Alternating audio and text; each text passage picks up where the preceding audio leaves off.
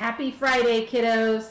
Today's mashup has to do with different animals. We have kangaroos, alligators, panda bears, hippopotamus.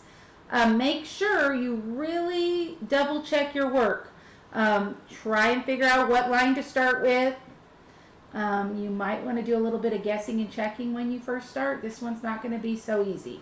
So make sure when you do give us your final answers that you either do it in the document or you do it on the Flipgrid. Make sure you use math reasoning. Tell us what line you started with, how you thought about it, what you did to solve. If you guessed and checked, that's fine, but make sure you tell us, I guessed and checked this number and then this number, and this was the final number I got.